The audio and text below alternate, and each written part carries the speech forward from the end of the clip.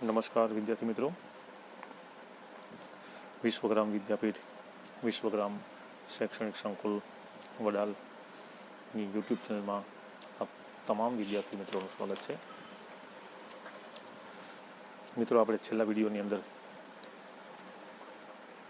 પ્રકરણ નંબર 4 ભારતનો સાહિત્યિક વારસો વિશે થોડી વાતો કરી હતી, જેમાં ભાષાની શરૂઆત, ભાષાની ઉત્પત્તિ કેવી રીતે થઈ એની ચર્ચા કરી અને વિવિધ ભાષાઓએ પોતાનો વારસો આપણા સુધી પહોંચાડ્યો, જેમાં દરેક ભાષાની વાત કરી હતી આપણે. ત્યારબાદ આપણા મહત્વના ગ્રંથો એવા રામાયણ, મહાભારત, વેદ, પુરાણ, ઉપનિષદ વગેરે જેવી આપણે ચર્ચા છેલ્લા વિડીયોમાં કરી. આજે આપણે મધ્યકાલીન સાહિત્ય, મધ્યકાલીન સમયની અંદર ખૂબ જ ભાષાનો વિકાસ થયો. દરેક ભાષાનો ભારતના લોકો જે ભાષા બોલે છે એ દરેક ભાષાઓનો ખૂબ સારો એવો વિકાસ થયો, જેમાં પદ્યો, ગદ્યો, નવલકથાઓ, વાર્તાઓ, કોઈ સાહિત્ય ખૂબ જ સારા એવા લખાણો થયા અને મધ્યકાલીન સાહિત્યને ખૂબ જ સારા લેખકો મળ્યા. એમાં જોઈએ, ઉત્તર ભારતમાં મધ્યયુગની શરૂઆતમાં સંસ્કૃત સાહિત્યની ભાષા બની રહી. આ યુગમાં કાશ્મીરમાં 2 મહાન ગ્રંથો લખાયા, જેમાં પહેલો સોમવેદનો કથાસરિત સાગર અને બીજો કલ્હણનો રાજતરંગિણી. એમાં રાજતરંગિણી કાશ્મીરના ઇતિહાસને આલેખતો અત્યંત મહત્વપૂર્ણ ગ્રંથ છે. સાચા અર્થમાં તે ભારતનો સર્વપ્રથમ ઐતિહાસિક ગ્રંથ કહી શકાય. આ સમયની બીજી મહત્વની રચના જયદેવનું ગીત ગોવિંદ છે, જેની ગણના સંસ્કૃતના સુંદરમાં સુંદર કાવ્ય ગ્રંથોમાં થઈ રહી છે. આ સમયે અપભ્રંશ થયેલી ભાષામાંથી આધુનિક ભારતીય ભાષાઓનો વિકાસ શરૂ થયો. કવિ ચંદબરદાઈ રચિત પૃથ્વીરાજ રાસો હિન્દી સાહિત્યનો પ્રારંભિક ગ્રંથ છે. પૃથ્વીરાજ ચૌહાણના વીરતાપૂર્ણ કાર્યોનું વર્ણન કરતા આ ગ્રંથની રચનાથી હિન્દી સાહિત્ય જગતમાં વીરગાથા યુગનો પ્રારંભ થયો. આ સમયે દક્ષિણ ભારતમાં સંસ્કૃત સાહિત્યની મોટા પ્રમાણમાં રચના થઈ, જેમાં શંકરાચાર્યનું ભાષ્ય મુખ્ય છે.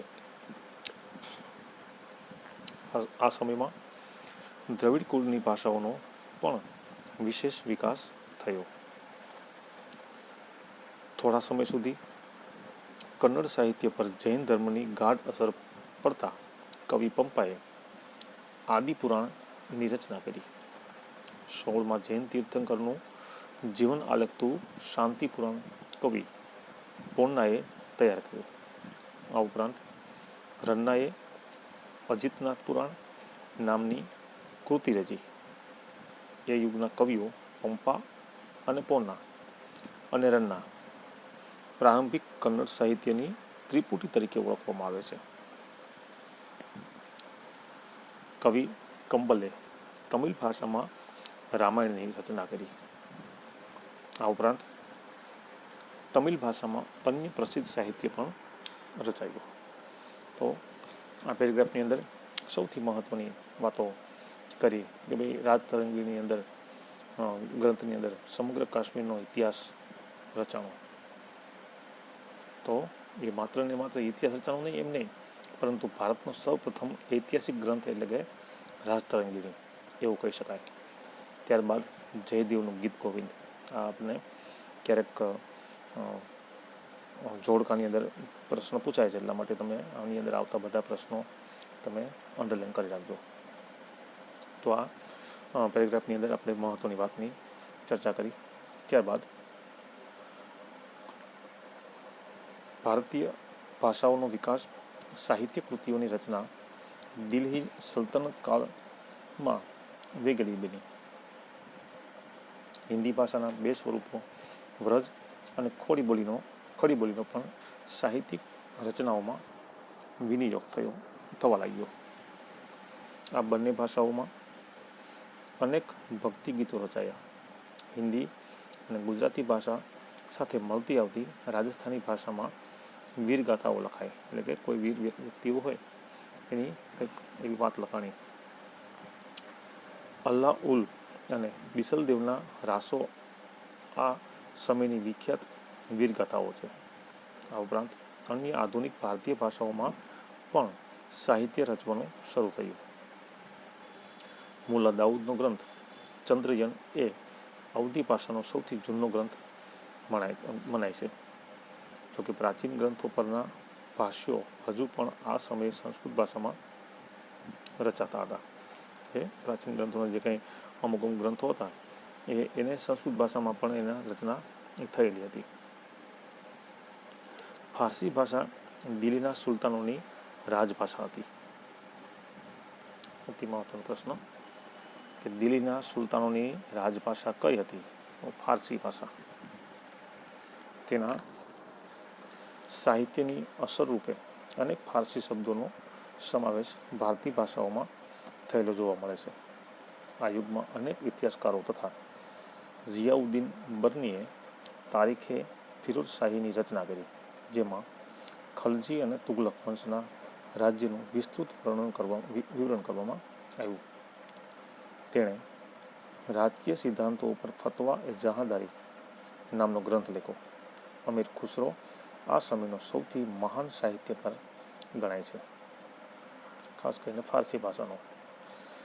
તેઓ એક કવિ, ઇતિહાસકાર, રહસ્યવાદી, સંત અને સંગીતકાર પણ હતા. પ્રસિદ્ધ હઝરત નિઝામુદ્દીન ઓલિયા તેના ગુરુ હતા. તેની મહત્વની કૃતિઓમાં આશિકા, નૂર, સિપિહર અને કિરાતુલ સદાયનનો સમાવેશ થાય છે. આ ઉપરાંત તેણે અનેક કાવ્ય ગ્રંથોની પણ રચના કરી. તેને પોતાને ભારતીય હોવા પર ગર્વ હતો, તેથી તે ભારતને પૃથ્વી પરનું સ્વર્ગ ગણાવતો હતો. તેણે પોતાના પુસ્તકોમાં ભારતનું વાતાવરણ, એની સુંદરતા, એની ઇમારતો અને એના જ્ઞાન વિજ્ઞાનના પુષ્કળ વખાણ કર્યા છે. તે દ્રઢપણે માનતા હતા કે હિન્દુ ધર્મનું સારતત્વ એટલે સારી બાબત અનેક રીતે ઇસ્લામ સાથે મળતું આવે છે. તે દિલ્હીની આજુબાજુ બોલવામાં આવતી ભાષાને હિન્દવી પણ કહેતા અને તેને પોતાની માતૃભાષા ગણાવે છે. આ ભાષામાં તેણે અનેક કવિતાઓ રચી. તેમણે હિન્દી અને ફારસીને ભેગી કરી દ્વિભાષી ચોપાઈઓ અને દુહાઓ પણ રચ્યા.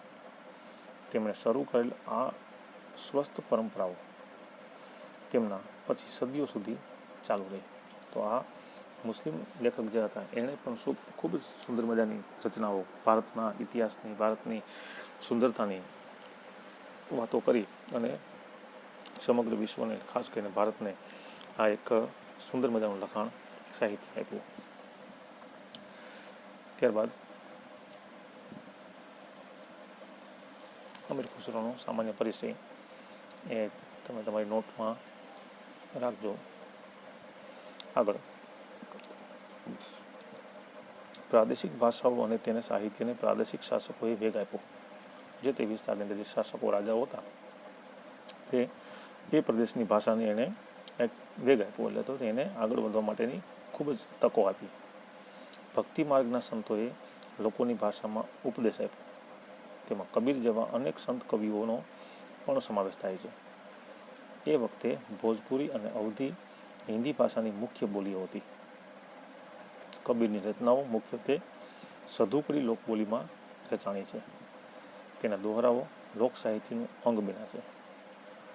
મલિક મોહમ્મદ જાયસીએ અવધીમાં પદ્માવત નામનું મહાકાવ્ય લખ્યું. આ ઉપરાંત તુલસીદાસનો પ્રસિદ્ધ ગ્રંથ રામચરિતમાનસ આ સમયે અવધી ભાષામાં લખાણો. આ યુગમાં અવધી ભાષાના બીજા કવિઓ પણ થયા હતા. આ યુગમાં હિન્દી ઉપરાંત બીજી ભાષાઓમાં પણ સાહિત્ય લખાણું. બંગાળના સુલતાનોના આશ્રયે રહીને કૃતિવાસે બંગાળીમાં રામાયણ અને પ્રસિદ્ધ કવિ ચંડીદાસે સેંકડો ગીતો લખ્યા. બંગાળમાં સંત ચૈતન્યથી ભક્તિ ગીતો લખાવવાની પરંપરા શરૂ થઈ અને નરસિંહ મહેતાએ ગુજરાતીમાં અને નામદેવ તથા એકનાથે મરાઠીમાં ભક્તિ ગીતો રચ્યા. જૈનુલ દિબનીના આશ્રયે કાશ્મીરમાં મહાભારત અને રાજતરંગીણી જેવા અનેક સંસ્કૃત ગ્રંથોનો ફારસીમાં અનુવાદ થયો. વિજયનગરના સમ્રાટોના શાસનકાળમાં સંસ્કૃતનો વિકાસ ચાલુ રહ્યો. આમ છતાં આ યુગ તેલુગુ સાહિત્યના વિકાસનો મહત્વપૂર્ણ કાળ ગણાય છે. વિજયનગરનો મહાન સમ્રાટ કૃષ્ણદેવરાય તેલુગુ અને સંસ્કૃતના લેખક હતા. તેમણે આમુક્તમાલ્યદા ગ્રંથની રચના કરી. મુઘલ શાસન દરમિયાન વસ્તુકલા અને અન્ય કલાઓની સાથે સાહિત્યનો પણ વિકાસ થયો. પ્રથમ મુઘલ બાબરે તુર્કી ભાષામાં તુઝુક-એ-બાબરી નામે આત્મકથા લખી. તેનું ફારસીમાં બાબરનામા નામથી ભાષાંતર કરવામાં આવ્યું. હુમાયુની બહેન ગુલબદન બેગમે હુમાયુનામામાં લખો જહાંગીરે તુઝુક-એ-જહાંગીરી નામની પોતાની આત્મકથા લખી. ઔરંગઝેબ પણ સિદ્ધહસ્ત લેખક હતો. છેલ્લો મુઘલ સમ્રાટ બહાદુર શાહ જફર એ એક ઉર્દુ કવિ હતા. તુલસીદાસ અને સૂરદાસ આ યુગમાં હિન્દી ભાષાના મહાન સાહિત્યકારો થઈ ગયા.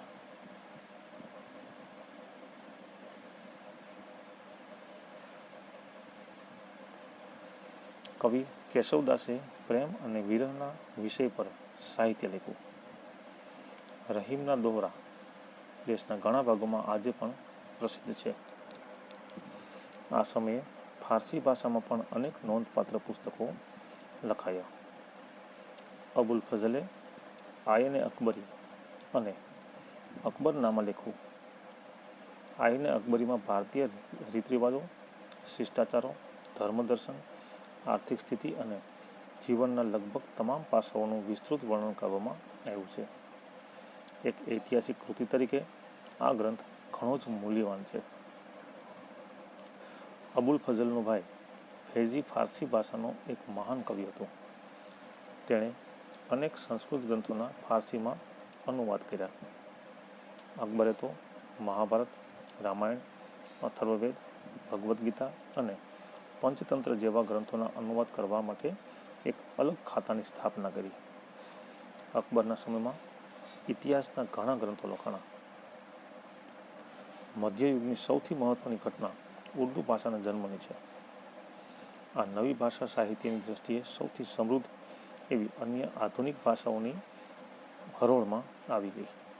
આ ભાષામાં વલી મિર્દદ, મિર્તકી મીર, નઝીર અકબરાબાદી, અસદુલ્લા ખાન ગાલિબ જેવા મહાન કવિઓ એ સમયની અંદર થઈ ગયા.